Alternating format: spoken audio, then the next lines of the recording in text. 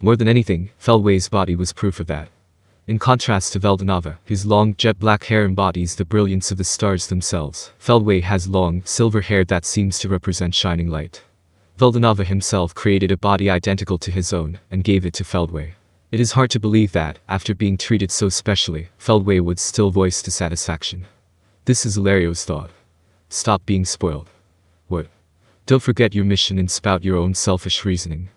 Zalario barked. As a warrior, he was disgusted by Feldway's weakness. While there are parts of Feldway's argument that are understandable, it was still a matter of you shouldn't be the one saying this.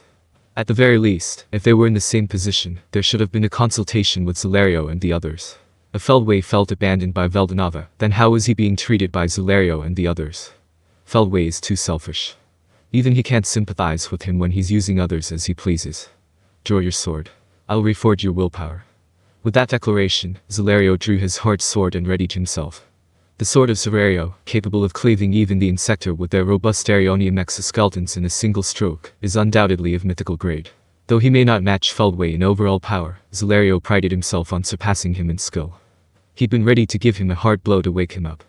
Feldway looked at the Zalario with cold eyes, imbued with the will to fight like that. Are you sure? You don't have to buy time. No matter how much he may have lost his sanity, Feldway's intellect remains intact. From the very beginning, he had seen through Zalario's intentions and was merely playing along with the farce. Zalario realized that persuading him had been pointless in the first place. After all, Feldway could even see through buying time until Valdor arrived. Then prepare yourself. Feldway drew his sword as well. Looking at the arc in his hand, Zalario felt a little sad. Zalario swallowed the words "we're not friends anymore, are we?" and fired a sword attack at Feldway. By the time the full-scale battle between Zalario and Feldway had begun, the members of the Anti-Milim faction had already been driven to extremes. They didn't let their guard down for a moment, and their response continued like a tightrope walk. In any case, they kept taunting Milim over and over again, making sure she wasn't in a position to shoot the Drago Nova. The basic pattern was for the two of them to set it up, but there was also a pattern for Elmesia to intervene on the fly. If they were hit, it would be over immediately, so all three of them ignored their defenses. They simply put all their strength into speed and toyed with Milim. All three of them are hailed as the pinnacle of this world, known as some of the strongest beings in existence. Yet, this passive strategy of theirs feels somewhat sorrowful. However, given how dangerous Milim is, it can't be helped. The three of them had been fighting desperately, hoping that they could buy as much time as possible. However, they suddenly reached their limit. Elmesia, who'd been putting a lot of emphasis on support, had been targeted by Milim. Despite being in a berserk state, Milim's combat instincts were exceptional. She discerned that the key to the trio's coordination lay with Elmesia, and, ignoring Leon and Sylvia, began to relentlessly pursue her. Bad things keep happening. The strategy was based on the premise that, in terms of instantaneous maximum speed, they were faster than Milim. However, in just a short amount of time, Milim's reaction speed had increased. It was bottomless, and Leon and the others' advantage was rapidly diminishing. Moreover, among the three who specialized in speed, Elmesia was the slowest. With her being targeted, it was only a matter of time before she was caught. This is bad. Tisk, she completely ignores lightning strikes. Even a direct hit doesn't faze her, and there's no way to stop her. Leon and Sylvia's sense of urgency only grew, and time passed without them being able to do anything. Elmesia, who was being targeted, had also resigned herself to the situation. This is impossible. There's no way we can shake her off. Even if you try to confuse Milim with irregular movements, her magic perception captures every single action. My. Despite being so incredible, she's moving purely on instinct. Rimuru, I can't believe you managed to handle Milim in this state.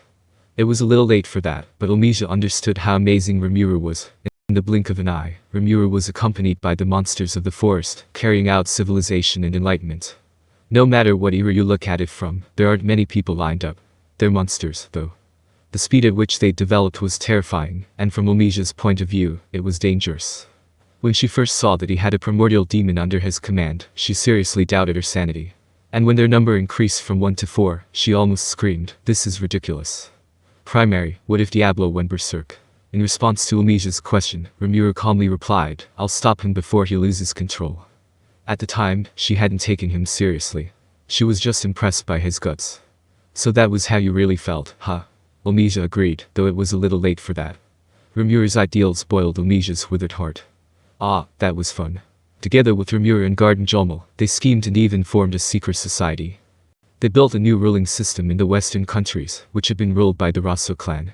As much as possible, he tried to make the system so that no one would fall out, not just a pipe dream. He was soft-hearted, surprisingly loose, but he also had a cunning side. A friend overflowing with humanity. That was the slime called Rimuru. He is someone even Elmesia respects, capable of overcoming any difficulty. Though she would never say it to him directly. Not that she would ever tell herself. Rimuru's existence was what you'd call a wild card in a card game, an absolute trump card that gave you a sense of security just by possessing it. I wonder what that Rimuru is doing now. She was more concerned about Rimuru's whereabouts than Luminous's apocalyptic proclamation or Milim's rampage. Now that the reassurance that things would work out as long as Rimuru was here was gone, Elmesia's responsibility was grave. That's what she was trying to do, but this is what it looks like. At this rate, I'll never be able to face Rimuru in the afterlife, Elmesia thought. Well, I feel like I'm living aloofly somewhere. Elmesia could not imagine Rimuru being put in a difficult situation. No matter how hopeless things seemed from the outside, Rimuru had always found a way to overcome them. She thought that even Elmesia should learn from this. So this is a revolving lantern, Elmesia thought. Milim was thinning out. They'd probably catch up to us soon. That meant the game of tag around the sacred tree was almost over. Along with Elmesia's life. El-chan. Don't give up. She could hear Sylvia and Leon shouting their thoughts. Elmesia understood that if she gave up, she would die. But it's impossible. That's the correct explanation. With a desperate look on his face, Leon was coming toward them, as if telling them to push themselves past their limits. However, they couldn't catch up to Milim. In an ultra-high-speed aerial battle, it takes time to regroup between passing each other and facing each other again. If they had been chasing each other along the same trajectory, it might have been a different story. However, no matter how exceptional Leon's skill may be, it is impossible for him to overtake Milim, who continues to accelerate and shield Elmesia. Then again, even if they made it in time, they'd probably just kill them both. The demon lord Milim was a genuine transcendental being. The daughter of the creator god, the dragon princess.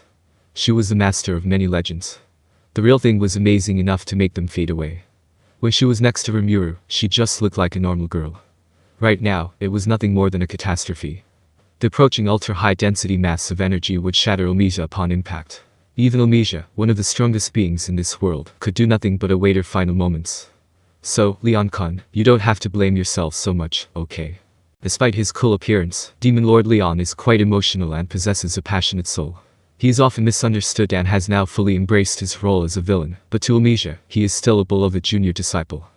Elmesia wanted to do something for him at least for the last time, but there was no time left. Elmesia closed her eyes. However, at that moment, Caillou. She thought she heard a cry. There was no way it would reach her before Milim, who was approaching at several dozen times the speed of sound, so that was probably an illusion. That's what she thought, but the shock that should have come didn't come. Realizing something was wrong, Elmesia opened her eyes thinly, revealing a shocking scene. A small dragon, just under a meter in length, had flown in front of Elmesia with its back to her. Milim had seen the dragon, heard its voice, and stopped moving for a moment. That opening had saved Elmesia. And then, a young girl still floats in the air, holding that small dragon. Her hair is a rare color. It looks like silver mixed into black. In any case, she's a beautiful girl with mysterious hair. Leon started making a fuss about something in the distance, but from Elmesia's perspective, it didn't matter. She was at a loss for words, captivated by the girl. That girl was one of the children Rimuru was in charge of, and her true identity was. You can't, Gaia. It's dangerous here, so stay put. With that, the girl entrusted the small dragon to Elmesia. At first glance, it looked reckless. It had happened before. However, Elmesia was relieved. That disconnected their hopes. After all, that girl is the one who bears the fate of this world. I'll be your opponent. When she told her that, the girl wasn't there.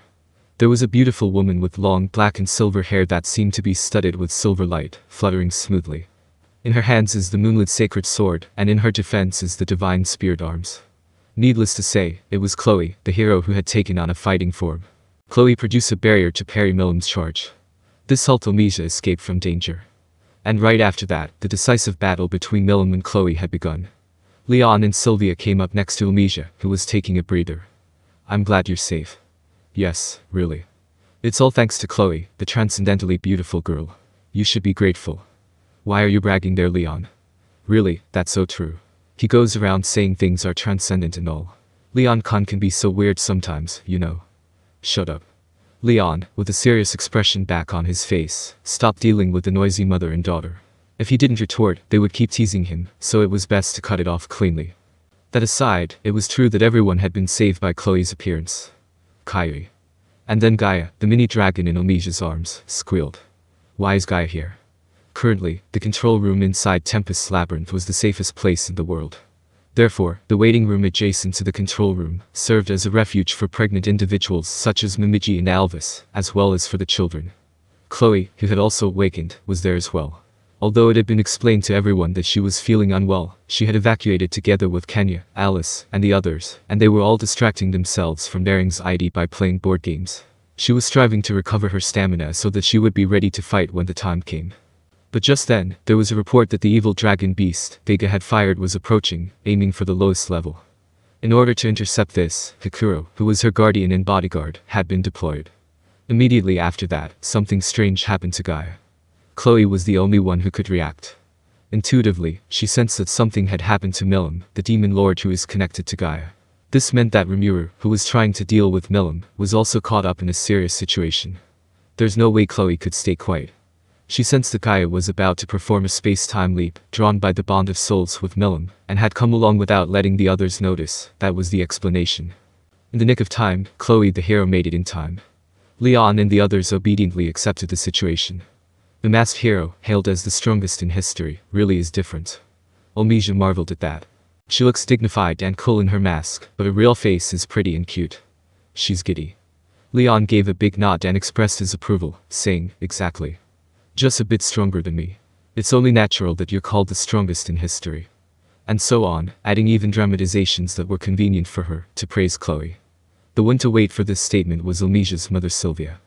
Wait a moment, please. The strongest is the hero of the beginning Rotor. His disciple, the hero of the Dawn Granbell, is also impressive, but he still falls short in terms of true strength. She even added some trivia as she began to expound on her theory of heroes. Sylvia, being the wife of the wandering hero Sarian, was quite a serious hero enthusiast. From her perspective, she couldn't accept the idea that Chloe was the strongest. Why? No matter how you look at him, he's the strongest. Elmesia gave Chloe, who was fighting right in front of her, a look of admiration in her eyes, as she passionately emphasized her point. Chloe's real age wasn't even below Elmesia's. She just turned 12, and she was far younger than Elmesia, who was over 2,000 years old. However, the number of years of experience Chloe had accumulated was reflected in her strength by the sheer amount of time that numbers couldn't tell her. From Elmesia's perspective, it's only natural to refer to that person with admiration. Behind history, there was its existence. As far as Elmesia knew, the masked hero Chrono had saved the world from countless crises. However, if she was going to say that, Sylvia had a point. For Sylvia, who had lived in the same era as her, the tale of the hero of the beginning, Rudra, was reality.